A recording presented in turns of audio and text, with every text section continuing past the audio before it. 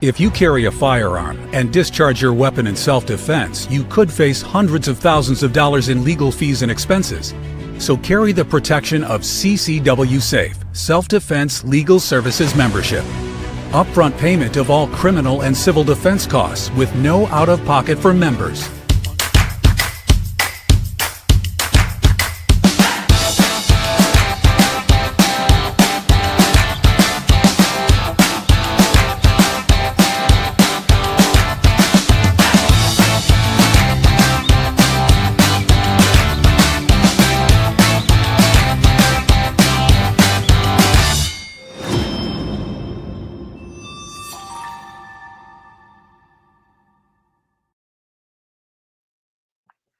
And we are back. I am John Wheaton here, joined. The faithful co-warrior has returned, Mr. S2, back from his long weekend of work. So how are you, brother?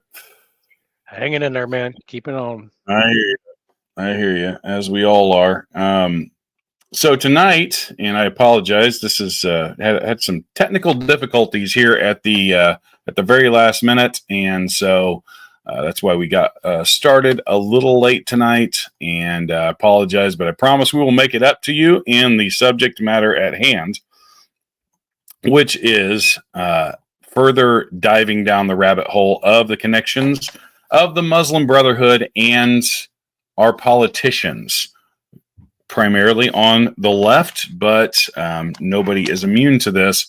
And its deep ties with things like the Clinton Foundation, George Soros's networks, and the World Economic Forum.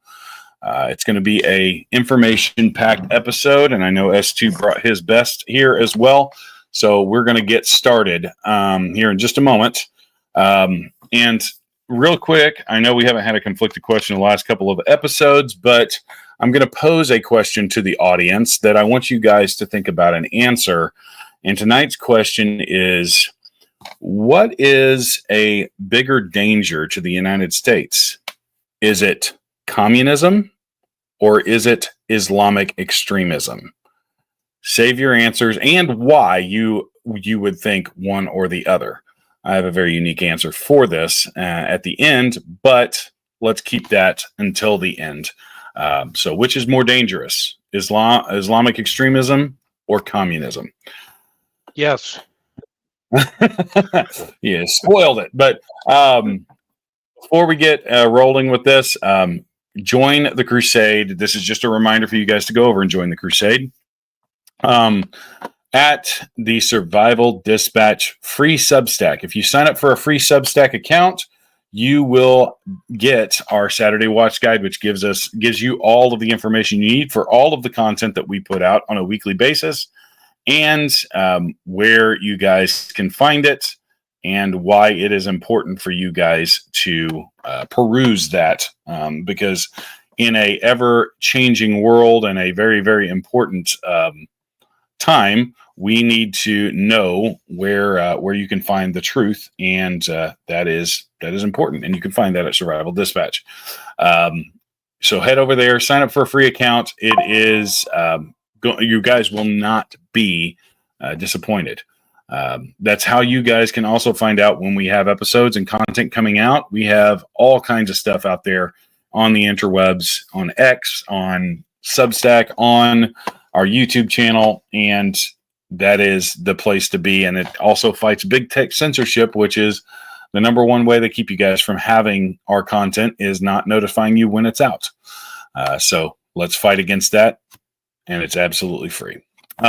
Real quick, also, use code EATMEAT for 10% off at Carnivalt.com. Carnivalt's high-quality preserved meat that you can add into your preps, and it is shelf-stable, so you guys can actually have fresh-tasting meat with your other preps, which is honestly a big deal when you're in a SHTF-type situation. So use the EATMEAT code for 10% off.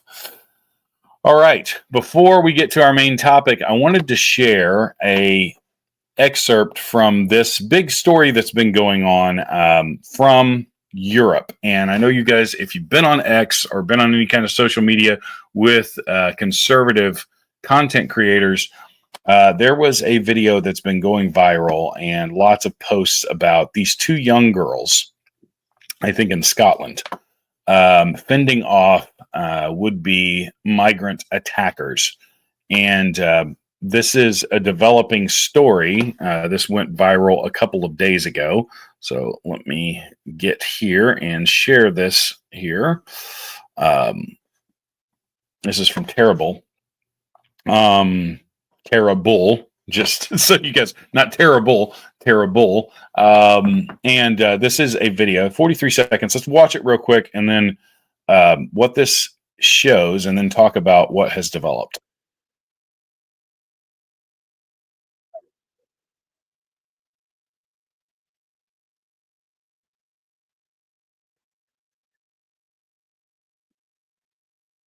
Nothing showing.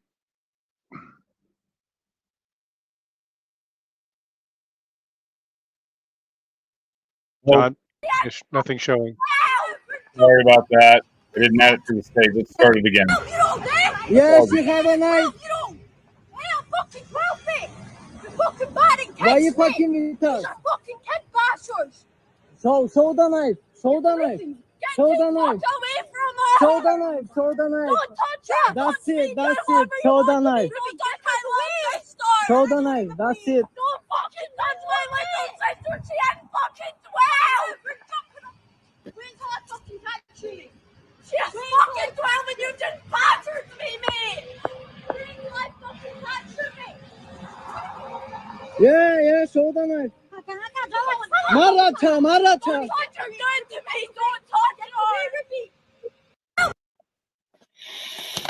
Okay, so this 12-year-old girl who was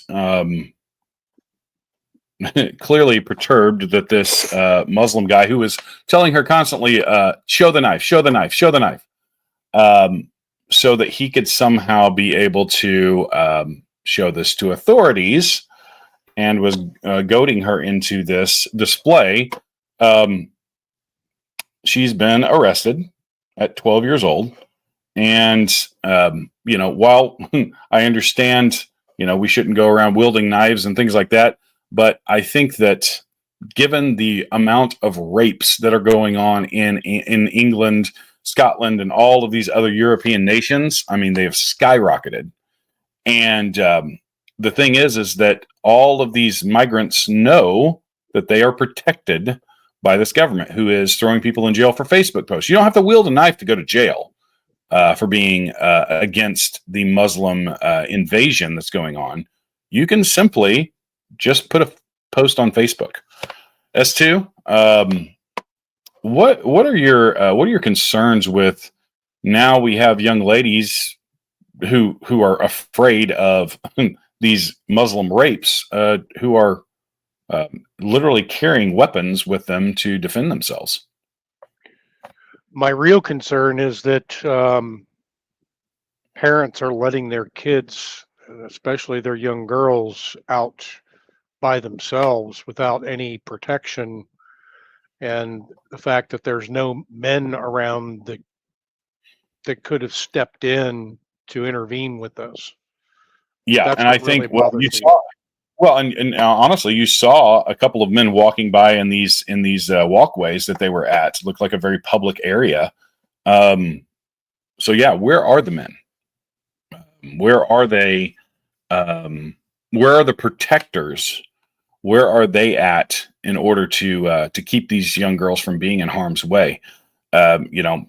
Regardless of what your thoughts are on wielding a knife, I'll admit that's not the best solution, but it may be the only solution, because as you said, S2, that's a very, very good point. Where's your dad? What are they doing? So yeah, it's disturbing, but I kind of wanted to give you guys a quick news update for that, because it's a developing story. This young lady has been taken into jail, and we'll see what happens. Yeah. So Moving on to our main topic, the Muslim Brotherhood and its U.S. ties. What this is leading to, as far as the influence that they have in our politics, in our elections, and the broader connection with organizations like the World Economic Forum. We spent a lot of time on the WEF last year and the couple years before that. Lots of focus on that. And I truly believe that this connection to the Muslim Brotherhood is just another tentacle to bring about the ideology and the end game of open society and all of these other things. But before we get there, let's dive into the beginning of this. And the Muslim Brotherhood U.S. networks. This is an article from Hudson.org, and we did show this on Sunday, but it's also very, very important. The Muslim Brotherhood began operating in the U.S. in the 1960s upon the arrival of Muslim immigrants from the Middle East and Southeast and South Asia. The Philippines, a very, very heavily Muslim area as well, seeking education and professional opportunities, with many being Brotherhood members escaping persecution in their native lands. This is a common thread of we don't like our lands of Sharia law, so we're going to move to the free world and try and implement Sharia law, which we hate. It's, head butt inversion syndrome. They recognize American liberties as conducive to spreading Islamist ideology, including operating under the guise of the Cultural Society for Secrecy. Key figures like Ahmad Tochinji and Jamal Barzinji founded the Muslim Students Association. That was the entire episode on Sunday. That was in 1963. The University of Illinois, just north of me, about 4 hours, distributing Islamist writings and later establishing organizations like the North American Islamic Trust, NAIT, in 1973, which received significant Saudi funding and built Islamic centers and schools, claiming ownership of approximately 300 such institutions. S2, I'm going to give you a chance to kind of talk about the tentacles here, because you have a lot of information on that. But how have these early Muslim Brotherhood footholds in American universities shaped the spread of radical ideas among young people then and now? Well, you take some of the early examples of where we've had politicians that have converted to Islam, and we start looking at their influences through money networks, into our politics, into our universities, where they have money that's coming in from foreign interests that they inject into the universities. And, oh yeah, by the way, this comes with some strings attached. You have to basically put down any Islamophobia. You have to talk about how great Islam is. And by the way, you can't have any of your Christianity stuff on campus because it offends us. So those are the kind of influences that we see that happened early on in the universities. Yep. And so it's continuing today. That's fueled by what's supposedly been happening to the Palestinian people, which really aren't Palestinian people; they're actually Greeks. But they use that as their oppressor versus oppressed ideology, which is one of the tactics that the Nation of Islam uses. Yes, and one of the things that we continue to see is that these organizations reinvent themselves as they begin to be exposed. And they still have the tentacles into the old organizations. You'll see leaders move from this organization to this organization, as we have laid out in previous episodes. This is just a revolving door, but it all has the same motivation. And that is to spread via dawah, which is that proselytizing. And this is the peaceful arm of trying to infiltrate and convince people that you're just peaceful, that you're an alternative way of living. And oh man, how much does it suck? The American capitalism has pushed the downtrodden, and it's this class warfare, pseudo-communist kind of approach, and they're trying to present Islam as an alternative without showing the dark side of it. That if you are LGBTQ in Islam, you're going to die under under Sharia law. You will be put to death for those ideologies and those ways of life. So with groups like MSA and NAIT masking their true agendas behind culture and religious fronts, how can parents understand this? Like, say we have parents that are interested in putting their kids through university. I think that's probably, unless you're going to some sort of well-known faith-based organization, I would not go into state-funded schools because they're full of this garbage. But as to what would be the way to navigate that in today's age, with all of this being embedded into our education? Well, first, the education starts at home. And I was talking with Khalid today about this. You know, there, believe it or not, there actually is two flavors of Islam. There is the actual flavor that actually is peaceful, the people that actually do read the Quran and they do follow the teachings of Quran.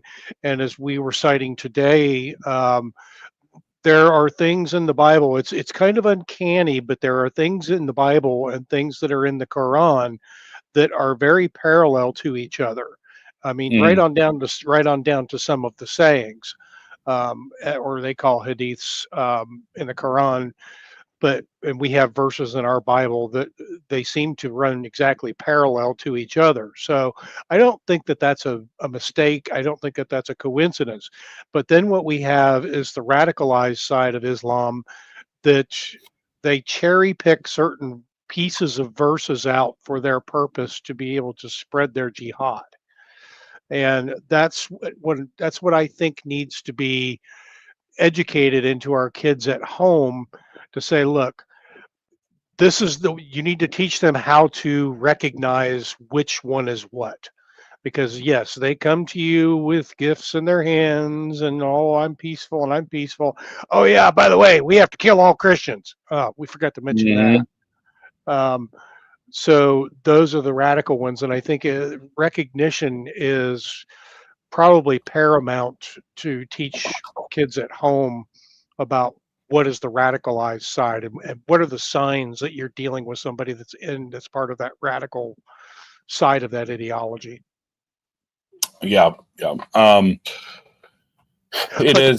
Parents need to educate themselves too, because a lot of parents have swallowed this bullshit hook, line, and sinker that Islam, doesn't matter what flavor it is all mostly peaceful. No. I'm sorry, I had a couple of other things to add to this. While we see the radical side, they use what is called nonviolence or nonviolent means to push their ideology. Basically, they push the envelope as far as they can without actually resorting to violence at certain points.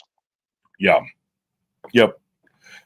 So, and that puts us into starting to. So we've talked about the school aspect of it, and this is why you're seeing all of this emergence of the pro-Hamas movements primarily out of universities. You're seeing these large movements or pro-Palestinian, pro-Greek, I guess is what we should start saying. But it's a move that's based off of the education or indoctrination that these kids are getting in these universities. And these groups are very well funded from foreign means.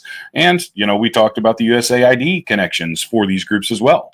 That's not to be taken lightly. For years, we were funding this through our own government, which is crazy. So moving on to the next part of this, in the United States, the nucleus has started, obviously, with MSA, and in the 1960s spawned a myriad of organizations: the Islamic Association of North America, ISNA, and the Council of American Islamic Relations, CARE. We've talked about CARE ad nauseum. Each has its own magazine, website, annual conference, and regional branches. But their unity is shown by the common financial sources, interlocking board of directors, and occasional participation from common initiatives. A few hundred individuals who run them from a small social network united by family, business, and most importantly, ideological ties. Affluent, well-connected, high educated, and motivated. They are the clique of leadership, and few followers, but ample clout. They are often the people in the United States authorities reach out and when seeking to engage the Muslim community. As a story of Mr. Al-Moody shows. So this is talking about Mr. Al-Moody. He was an influential person that graduated school in 1980 from the Boston University. After earning his degree, he moved to Washington, D.C. and became involved in several mainstream Muslim organizations. He began to develop an impressive network of contacts in upper echelons of the U.S. political establishment. In 1990, Mr. Al-Moody co-founded the American Muslim Council and soon became a regular visitor to the White House, establishing good relations with both Republicans and Democrat administrations. He held frequent meetings in Congress and managed to lobby Congress successfully to host the first opening invocation from an Islamic leader in Congress. The Department of Defense put Mr. Al-Moody in a powerful position of training and vetting the imams who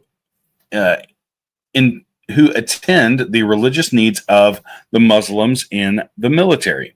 He organized, his organization was praised by the FBI for the most mainstream Muslim group in the United States, and the State Department appointed Mr. Al-Moody as goodwill ambassador, asking him to travel throughout the world representing American Muslims. Washington's establishment clearly considered Mr. Al-Moody a successful representation of moderate Muslim leader who could be a spokesman for the model of American Muslim for the American Muslim community. In 2003, however, an unexpected discovery was made through a routine customs inspection in London Heathrow Airport. Undid his accomplishments. He was found to be concealing $300,000 in a suitcase, and an investigation that followed revealed that Al-Moody had been smuggling cash from Libya illegally since 1995. And since the amount of money was intended to support a murky plot linked to Al-Qaeda to assassinate Saudi Crown Prince Abdullah, a year later, Mr. Al-Moody pled guilty to all the charges and is currently serving a 23-year sentence in jail. The investigation also showed that Al-Moody had financial dealings with Hamas and Al-Qaeda, among other organizations. So here is a perfect example of that S2 was just talking about, how they can appear to be very, very dormant and docile while working their ways into these situations, into these areas in our government. And that's usually, to me, a good indication, if you look at recent history, of what they're doing in England and other European countries, wedging their way into politics and wedging their way into a position of lofty clout so that they can use that to travel freely within our government and lobby. So S2, with that story in mind, what are the dangers of poor vetting of these people when they come into our government and start creating these organizations and lobbying? And I'm not even necessarily talking about just a Muslim group. There's many other groups that do this kind of thing.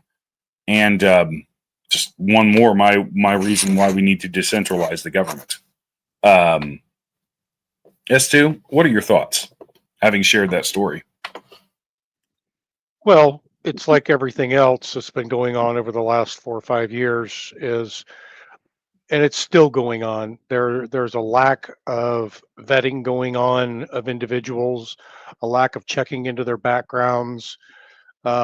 And I mean, we have it right now. John Brennan still has a pipeline into the Trump administration through some of his contacts that are there. So he's getting information even though his security clearance has been removed. And word has it they know who that contact is. What I want to know is, why is that person still on the job knowing that John Brennan has that pipeline into the Trump administration for influence? That's the danger that we have right there. Is it is a national security issue because you don't know what that person is telling John Brennan, and we know John Brennan has contacts into the most likely but not confirmed into the Muslim Brotherhood networks. After all, he converted to Islam himself. Yep. Exactly, and this goes far beyond the issues with all of this. Is, and here's our next little tidbit, and this is just really kind of informational of the connections that Hillary Clinton started building when she was Secretary of State with some of these Islamic groups.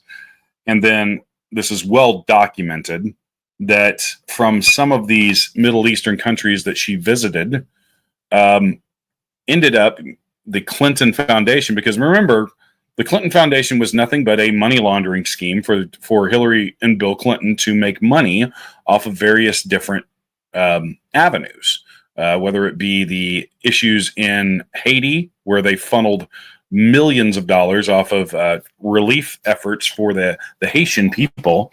And this is well documented in Clinton Cash and several other books. But when she was Secretary of State, she was making all of these contacts. And then between $10 and $24 million flowed into the Clinton Foundation from Middle Eastern origins after the Secretary of State moved on. This is with the influence of Huma Abedin, who was also raised in Saudi Arabia, and has a family with Muslim Brotherhood links. Yep, and her father founded one of the Muslim Brotherhood affiliated organizations. Yep. You're slightly ahead of where I was, but that is perfectly great. You're right in tune with it. Let me actually pull this up to show some of the receipts. Yeah, some of the receipts here of what exactly he is showing. If I can find it, let me just a second. Like I said, I didn't have time to pull all of these up, so that's totally on me. But the Abedin, here we go.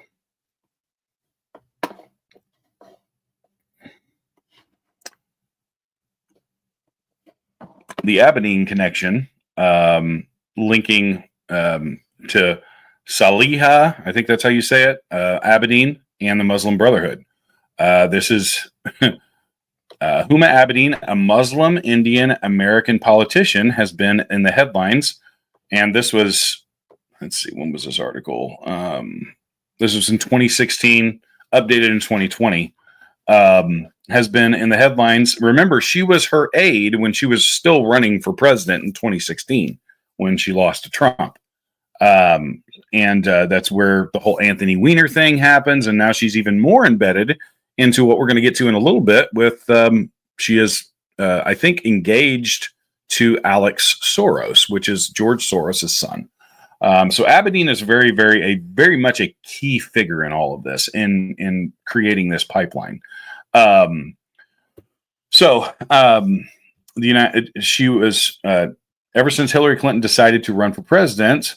So some have even blamed Abedin for former Secretary of State loss in the recent election to Donald Trump. Remember, this was in 2016 originally written. especially after details emerged of her private email correspondence when Clinton was the country's top diplomat. Huma may have once been married to Anthony Weiner, a liberal American Jew, but she comes from a family with a history of Islamist. Investigations reveal that her father, Zed Zinul Abidine, was among the founders of the Muslim Council in Britain, MCB, and the editor of the Journal of Muslim Minority Affairs. During the 1950s, her father was influenced by the ideals of Abdul Allah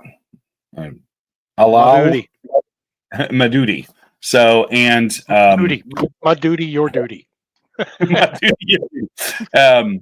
And Abdu Hassan Nadawi, who were both closely related to Syed Qutb, or Qut, I guess that's how you say that. You guys know my struggle with Middle Eastern names, which was the brain behind some of ISIS rhetoric. However, Abedin, Huma's mother, Saliha, who was a joint Al-Abira, Esther, you're going to have to help me. Al-Arabiya. Yeah. So what he said, a PhD in sociology, Saliha is said to be a member of the Cairo-based International Islamic Council for Dawah and Relief. Dawah, remember, that is a term for what is called proselytizing, or converting people from other religions and ideologies into yours. She is also a member of the Commission for IICDR and the International Union of Muslim Scholars.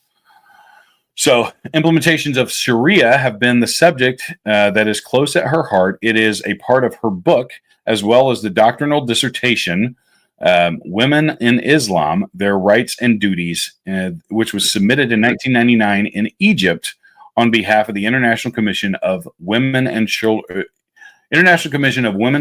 Affairs of the Union of Muslim Scholars. That is a mouthful. Okay, so you laid the stage for this S2. What is the key role? Don't put this on me. So I'll talk a little bit, and then I think that Abedin is this key kind of cog that connects both the Clintons in the past and currently Alex Soros and the World Economic Forum, with where we're going to actually end up tonight. Connects all of this together. She is doing what's that? What people have to understand is these people like Hillary Clinton, Bill Clinton, and Barack Obama, they don't run the show. Every one of them has handlers. Huma Abedin was Hillary Clinton's handler, and Absolutely. basically it boiled down to is you'll be very well compensated if you do what we say. Yep. That's what it amounts to. And they are driven by money and power. Yeah, because they're stupid. Yes. Yeah, I think there's a term for that, right? It's useful idiot, isn't it? Yes. Yep. And that's what a famous communist called them. Yeah, and they use organizations. Now, I will tell you this, and we're going to kind of get back to where we were on Sunday. Muslim Students Organization.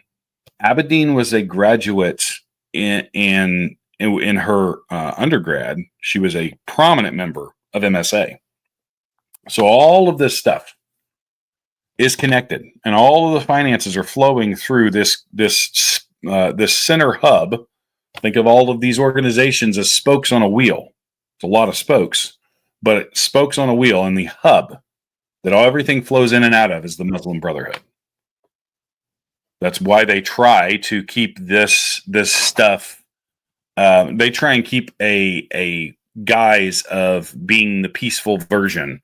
This is the fake peace that S2 was referring to earlier.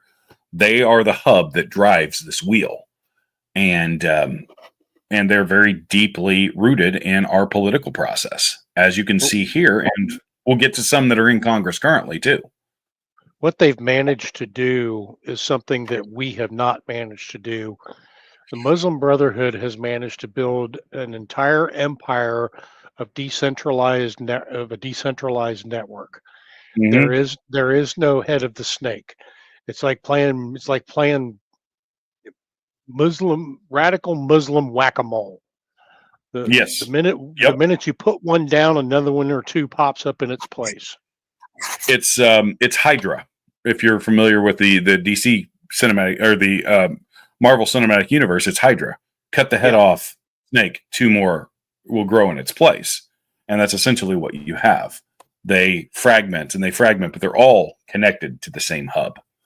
And that's why you see the leadership and familiar names starting to pop up. I hope you guys are starting to see the pattern here, because no matter which way we come at it, we always end up at CARE. We always end up with the Muslim Brotherhood. We always end up with, MSA. All of these things are working in congruence to, remember what we went over in the last episode. The long-term goal is the destruction and replacement of Western civilization. They stated that when it was founded in the 60s. That is the goal. So, okay, moving on.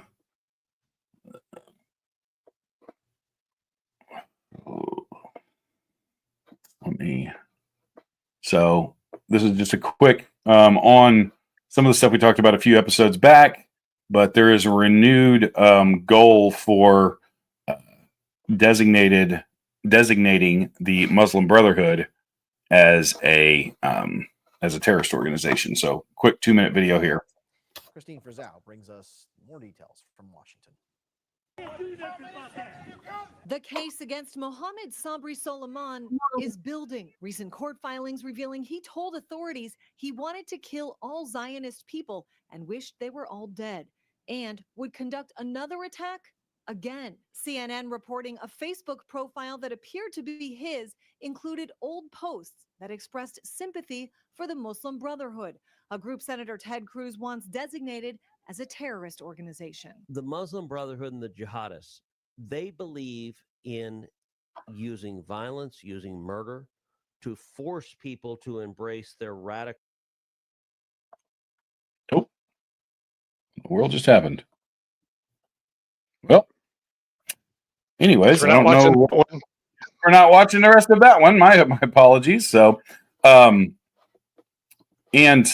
they are very, very heavily organized and in this. So this is CARE Philadelphia, Action Alert. So this was something they put out on January 30th, and they are lobbying. They have Senator Booker, Representative Carson, recognizing January as Muslim American Heritage Month. So once again, our veterans who died and bled or, served and bled and fought for our country get one day. We want to give this an entire month. It's pretty crazy. Like all of these lobbying groups. And here, let's look here. Resolution was reintroduced on January 23rd, 2025. Co-sponsors were Democrat Dick Blumenthal of Connecticut, Dick Durbin. A lot of dicks in there. Yep, a lot of dickheads.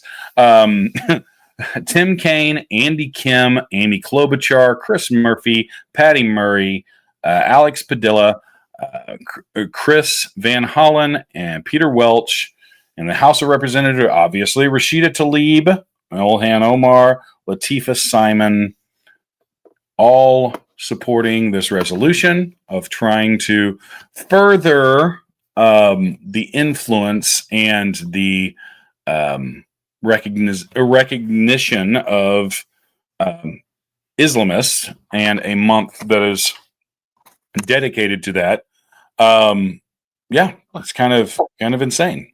Well, hey, while we're here, we're talking about dicks. Let's talk about Dick Durbin for a second. Please unload both barrels on that man. Yeah, Dick has ties to Chicago's Mosque Foundation, which has been proven to be Muslim Brotherhood linked and was an unindicted co-conspirator in the HLF trial. And basically, he praised mosque leaders despite their Hamas links. So Hmm. while the terrorists were doing their thing, he was saying, "Yeah, you guys are really good. Keep on going." So yeah, Dick was being a dick, and Dick was also one of those who has been um, blocking the Epstein files from being released. And why? Because I kind of feel like this kind of has some inextricable links attached to it. Quite possibly. Oh, This is a and we could talk about your buddy JB Pritzker too. no. Let's talk about that bastard for a bit. Yes, I will second this, Steph's. Yes, 100%, 1,000 times yes. When you just look at the, I know there's been a lot of talk about the gerrymandering stuff recently. If you look at how Illinois has basically squeezed out the southern part of the state, which is the area where I live, and have basically made them a complete mute point or no voice. Look at that. Look at the congressional map where they literally have some that looks like snakes, just these thin lines that curve around everywhere. It's pretty insane. What I have a problem understanding is why is it that it seems that a lot of politicians in Illinois have ties to the Muslim Brotherhood? I mean, you've got Marie Newman, who's a former U.S. representative from 21 to 23, who was endorsed by CARE. You've got Jacqueline Collins, who is a former Yeah, Illinois state senator. She has ties to the Bridgeview Mosque, which is HLF linked. So, I mean, what is it with Illinois, dude? dude. I'll tell you this: Illinois has been corrupt for decades. Sure, we've had some Republicans win governorships, and even have had in the last 40 years a Republican majority in the House, but it is basically given way to being one of the most corrupt states in the country. It definitely governs itself in a way that is very much like mob tactics. I mean, if you look at it, that's where the mob kind of got its start. And I can tell you stories of people that have voted multiple times in elections in the city of Chicago. Spoiler alert. And the reality is, when you actually look at the previous two elections, Illinois is closer to a 50-50 state. I would say that it would be very, very close if you took the cheating out.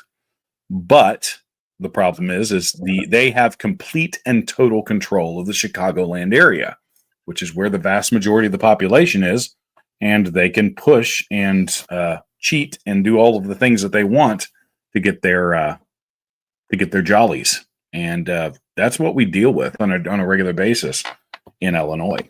It's insane. Anywho, Yeah. Yeah, so a little bit of a diatribe there. And Mike Gunner, I will have to actually report my father in 2020 voted Democrat for the first time in his life. He died in 2019. And my mom will probably vote next year. And all your voting machines were online that night too. Yeah. Well, that's another subject. That's a whole episode, bro. Right there. You're opening up a can of worms there. Yeah. So it's crazy. Okay. I have a 6-minute video, and this guy has a little bit of a thick accent, but he does lay out how we're going to land this thing. We've talked about politicians. We know, as we have seen over the last couple of years, we've reported on the World Economic Forum is a breeding grounds for politicians of both parties to go and hear these quote unquote TED Talks and policy initiatives by the World Economic Forum on how they see the world should be, the open society, and all of these things. So we're going to watch this video, and then we're going to dive into this globalist ideology. And dare I say, communists have a globalist ideology, but so do the Islamist extremists in global caliphate? Is that why they're such strange bedfellows? No, they're one and the same. We pointed that out a couple of podcasts ago. Yes, you're spoiling the big reveal. No, it's fine. Sorry, Anyways, sorry. no, you're totally fine. I'm just getting crap. On with the great noticing. Yes, here we go. He released a video on George Soros. Al Jazeera, George Soros. What's the connect, you ask? Well, it's very, very interesting. This video tries to sugarcoat a lot of stuff that Soros has done and has been doing. Open Society Foundation, for example. Now, they had a bunch of people asking easy questions, easy lobs for George Soros to put it away. Now, what exactly is the reason this thing came about? Or more importantly, what is it that George Soros is trying to hide? Because all the information that I'm going to give you is available on their website. In fact, what I am trying to show you in this 5-minute video is an extract of an article that you can find, the link of which I have put in description. So I encourage you to go and read that, because this barely scratches it, but it gives you mota what things are. So here we go. The circle of democracy. Qatar, which is the richest per capita nation on earth, meaning like if you divide the wealth of Qatar by the number of Qatarians, that's the number is the highest in the world. These people own Al Jazeera. Remember this, the state owns Al Jazeera. Al Jazeera was supposed to be the CNN of the Middle East, very unbiased, blah, blah, blah, blue. Nothing of that sort has happened. It's mostly now a mouthpiece for a lot of things that Qatar has as causes. Now, Qatar has been providing aid to Muslim Brotherhood. Guess who else has been providing aid to Muslim Brotherhood? Mr. George Soros. And through just a few slides, I'm going to show you how much money he has been providing through which front organizations. This is the data since 2016. Al-Haq, 2 million.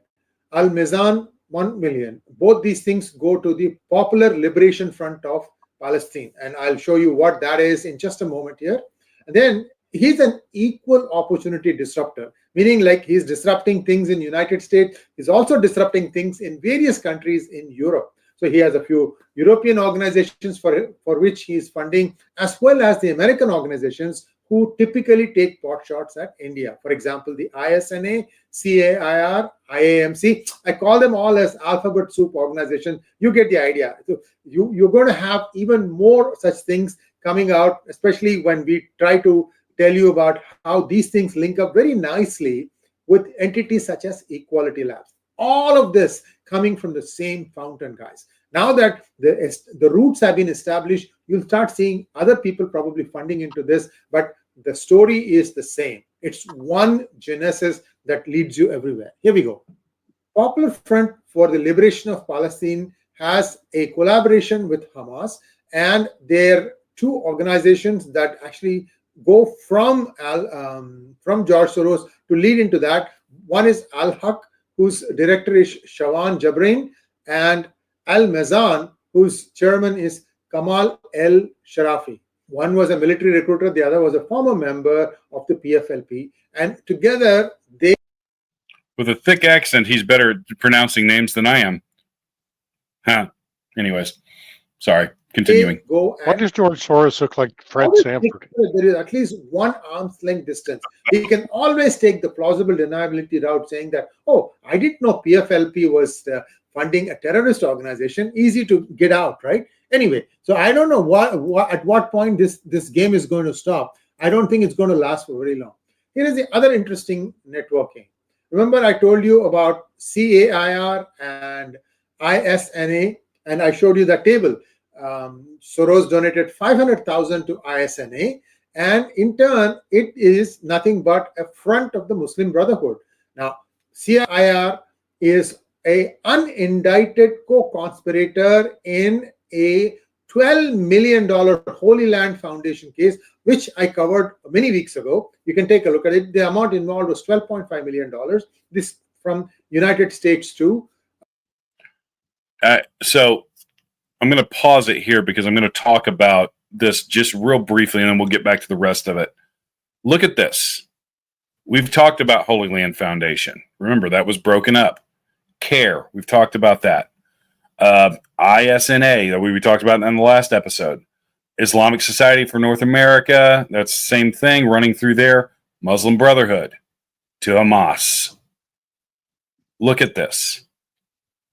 It's all of the stuff that we've talked about over the last several episodes, all centered around some massive funding from there, as well as organizations flowing into the Muslim Brotherhood, all to support militant organizations like Hamas. So watch the rest of this, and then we'll get our final thoughts on Hamas. That was the Hamas was the final recipient. How does George Soros get away with this kind of stuff? Everybody knows what is there. All the data that I have given you is easily accessible from his website. This is just what you see. Now, where things get interesting is that there are undying rumors that there is a $11 billion shelf company fund that George Soros has, which is essentially using various ways to keep the pot boiling in countries like even Pakistan. For instance, Imran Khan could be a beneficiary, which means George Soros is using Imran Khan to help India and stick it to Pakistani military establishment. Nobody can really understand what is in the head of this man. All I think he wants is open societies, no borders, no nothing. Anybody can go from anywhere to anywhere, no rules, blah, blah, blah, total anarchy. Guy has money and he's now in his 90s, probably not completely thinking straight. Whether it is him or his successor who's doing it, he has a bunch of kids and, whatever. So this is what is happening. I don't know how long the United States, I tell you, United States is the only country that is capable of shutting down this whole thing, because the day that happens, all these things, Khalistan problem, this problem, that problem, all these things, Kashmir problem, all those things will go away. Very eminent personalities like the Dars, Humadar, well, very interesting things lie in store for them, because they will not be able to go away scot-free. 2016 was the interesting year when Equality Labs was founded, and guess who was one of the co-founders? Well, I have also talked about this in a different video of mine. Do watch my videos on Equality Lab. You will get to the bottom of the thing, and you will know how this organization is using caste in the most incorrect manner, I should say, try and sow divisions in the society. So I realize he has a heavy accent, but this video is very good at laying out all of the tentacles in this situation, and how, really honestly, that last point that he made, we can shut this down, but only through electing the politicians that actually will. And that is a big ask. So I've got something I'd like to add here. Sure. Everybody wonders, he's asking the question, what is Soros's connection to the Muslim Brotherhood? Well, what was George Soros back in World War II? Seriously, answer the question. He was a Nazi. Yeah. And Hitler and his when Hitler rose to power, the Nazis supported al-Banna, who founded the Muslim Brotherhood, and he supported him to grow the Muslim Brotherhood into its ally in the Middle East. By 1938, the membership of the MB had topped 200,000. And during World War II, members of the Muslim Brotherhood spied for Hitler's Nazis in the Middle East and fought for Hitler as Nazi troops in two specially formed Muslim units, Waffen SS Handschar divisions. When Handschar is German for scimitar, the curved saber used by the Islamic troops of the Ottoman Empire. So everybody wants to know what those ties are. There are your ties right there. That's why.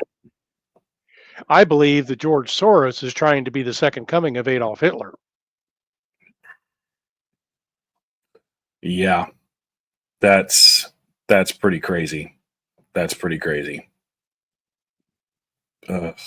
Wow, that's a great that's a great pull. Like, phenomenal pull.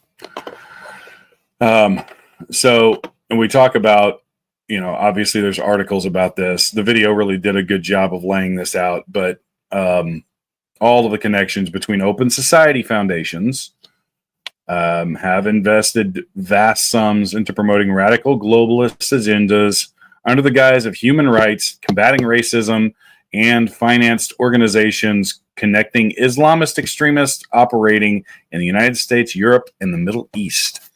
Do you want to know where the funding is coming that's bringing this Islamic invasion? The influence, that's actually probably even more important when you say S2, is the influence that they wield through these organizations and the money that they have. Remember, Soros is a billionaire, and he spends all of his money on this garbage.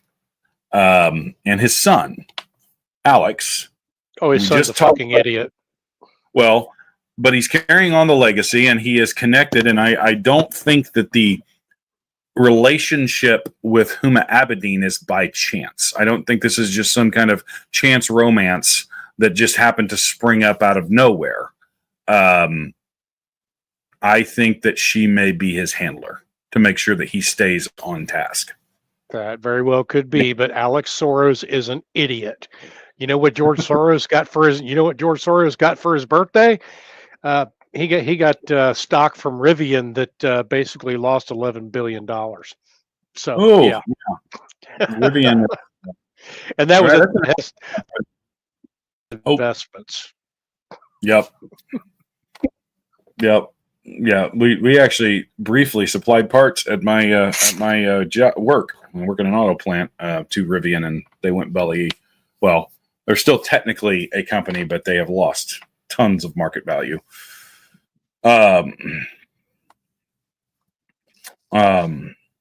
it's this is a very good point. James Anderson, born a Jew, given to the Nazis for protection. The Nazis used him to find other Jews. He has been a traitor his entire life. Ironic, isn't it? Mr. Anderson. Yeah. So it's very obvious that the ties and the financial means that are supplying and funding these organizations are vast, deep, and all interconnected. We have a problem. We have a big problem. As we've laid out over, I guess we could call this a series on the financials of the Muslim Brotherhood. We didn't really lay it out that way at the beginning, but it kind of went that way.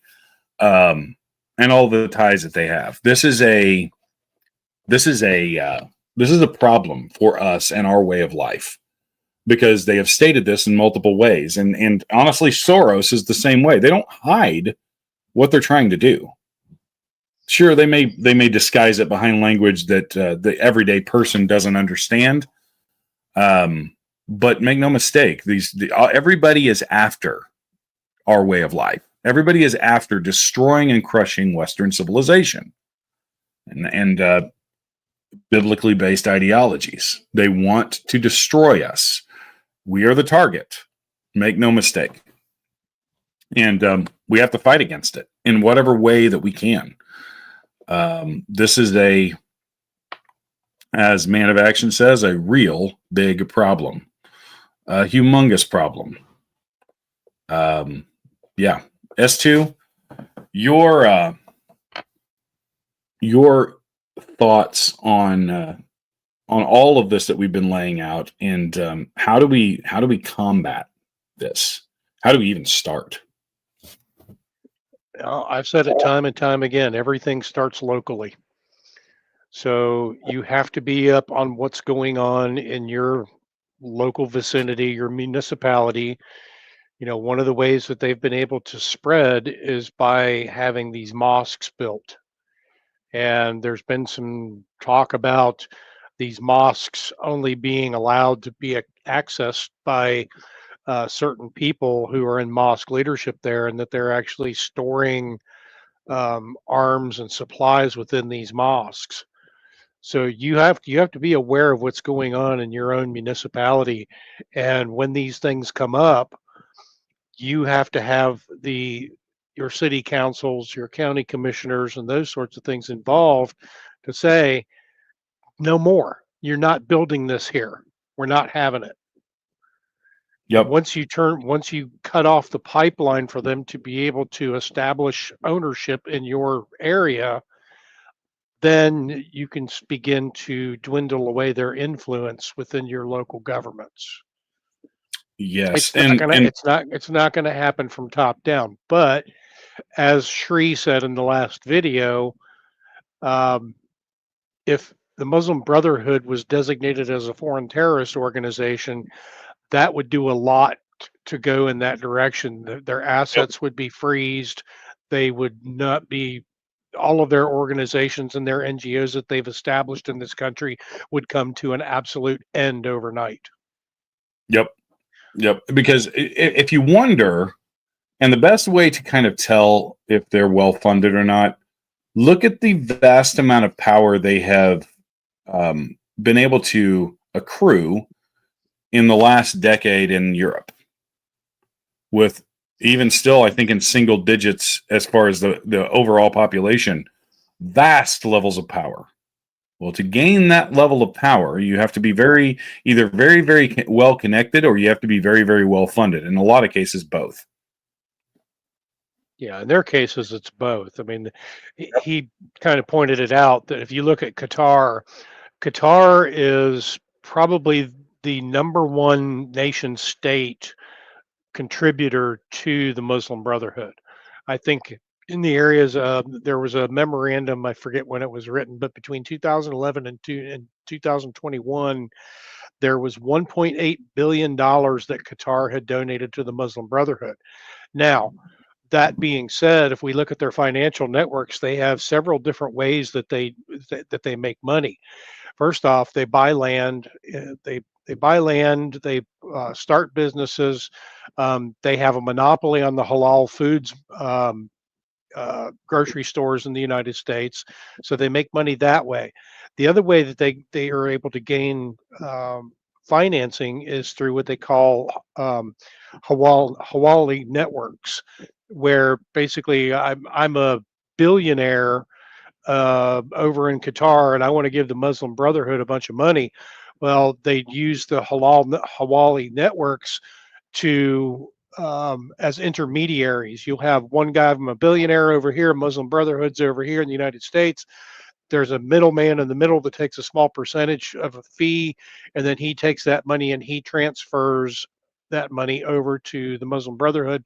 And the problem with it is that those transactions are not transparent. There's no way to trace them because they are done by word of mouth. They can be done through what I would call bartering, where they're exchanging goods and services rather than actual dollar bills in hand. So it makes it very difficult to track their actual financial infrastructure.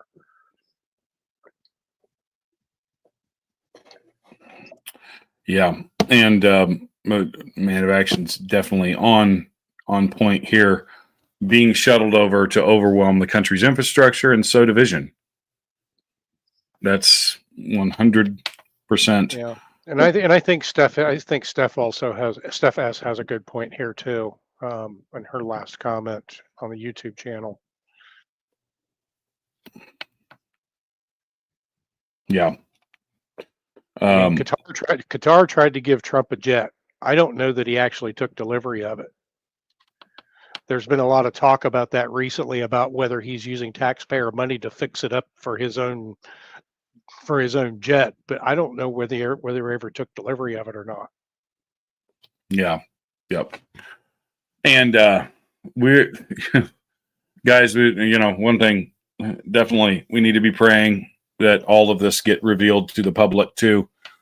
The thing is what's really frustrating, I think, to me, is that this is so easily found, and it doesn't take much pulling on the strings to find the roots and the connections. And yeah, you just have to know you just have to know your history and how it all got started to see how it grew. And once again, understanding they have evolved their strategy over time of decentralization, and that's how they're able to get away with a lot of the stuff that they do. There are over 100 organizations that are linked to the Muslim Brotherhood just here in the United States. And they're the ones that are actually speaking up the loudest against this whole designating them as foreign terrorist organization. And some of them are our own United States-based organizations. You know, we use the Brookings Institute, for instance. We look at, I don't even want to talk about these people, but there's, this one's funny, GLAAD, LGBTQ plus advocacy, focusing on anti-hate coalitions. And here are some other ones that just don't make sense. Jewish Voice for Peace. Code Pink is another one. All of the usual stuff. Well, there's actually the Service Employees International Union here. Those are the communists. Imagine that. So last episode, I coined a term, Islamunists. I think that's probably, you know, let's just combine the two into one word, an Islamunist, because that's what they are. I mean, you even have the National Association of Always Complaining People that are attached to the Muslim Brotherhood. Yep, and and that's the real issue with all of this. Guys, we're really active tonight in the chat. I really appreciate it, and really appreciate you guys' input. Man of Action, really awesome stuff tonight, and Darty and all of you guys, Stephs, you guys have been dropping truth bombs in the chat. I can't hardly keep up with it, but amazing stuff. We really appreciate that. You know, this has obviously been a problem for a long time. It's something that we have to address, and we need to pressure our politicians locally and the state level and the federal level to do something about this. I do believe that for the first time, we do have a lot of people in the government that are aware of this and that are working. But it's a lot of webs to untie, and it's a lot of things to hopefully start undoing. But this is not going to happen overnight. Now, you remove the funding, that goes a long way, as S2 said just a little bit ago. But we have to be vigilant at this. And when these things start to crumble, that's when I think you're going to see a lot of these attacks that we've been warning about start to clack off, because they'll want a smoke screen. They're going to want a distraction. That's famous in asymmetric warfare. So look for that and be prepared for that. We've been talking about this pretty much ad nauseum for several months now, but it's coming. And I know we can't sound the alarm fast enough and loud enough for everybody to hear. And it's sad, but they're not going to go away quietly into the night. No, they will not.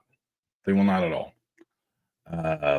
So, yep, let's join together and make sure that we are not the ones that are caught with our pants down. There are going to be some, but we have to work on things like our situational awareness, things like our training, things like our preparedness and preparing our families and preparing our communities. Even if they won't listen, still tell them,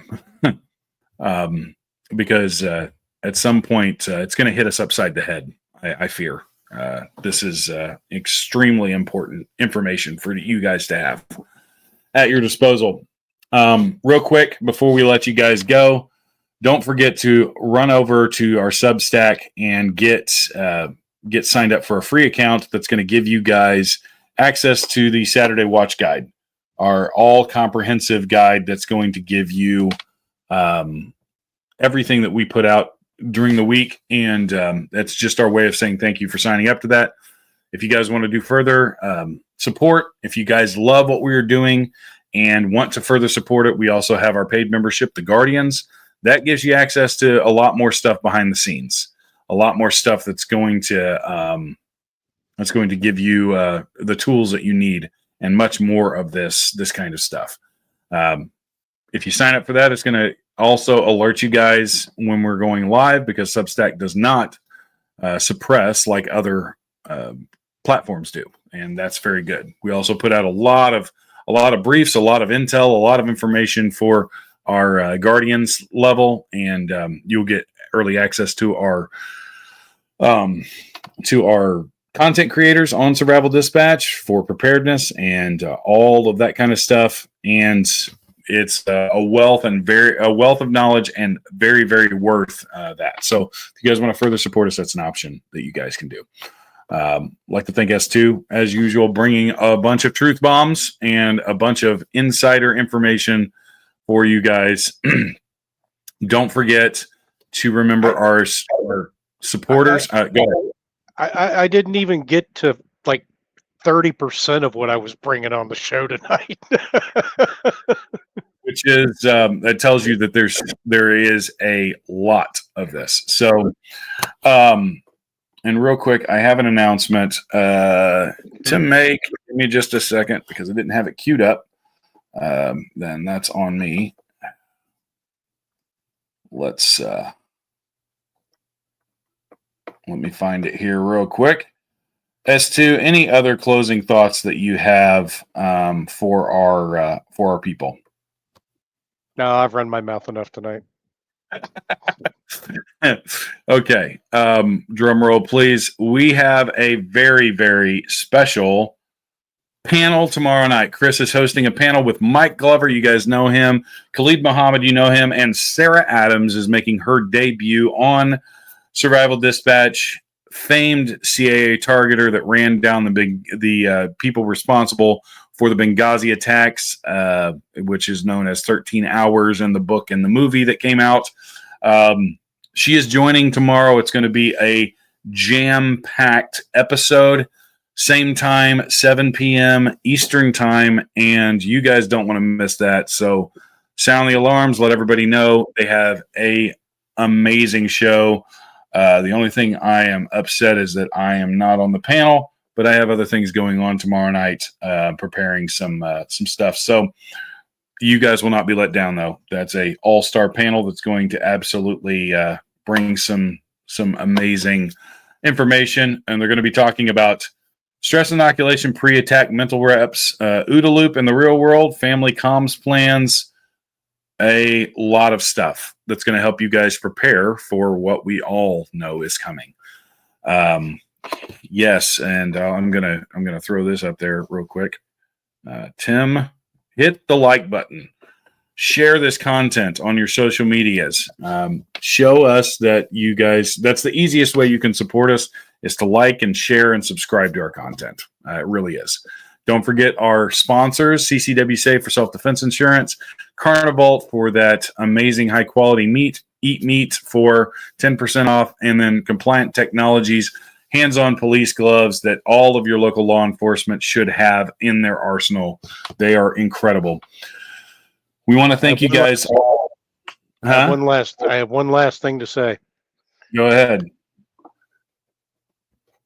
Don't forget the anniversary of the 13 that died at Abbey Gate. Absolutely. That is also an extremely important thing for you guys to remember. Yes, it was 4 years ago today that 13 members of our military needlessly died because of ineptitude and failure. So, yes, to all of them and their families, if any of them are watching, our condolences, our prayers and thoughts are still with you, and we feel your pain. Guys, thank you for all your support. Don't forget that you guys are what makes this possible at Survival Dispatch. You make it possible for us to bring you truth, intel, and everything else. So until next time, this is John Wheaton. We're signing off. Stay prepared. Stay vigilant. God bless America. Hoorah. Into this last video.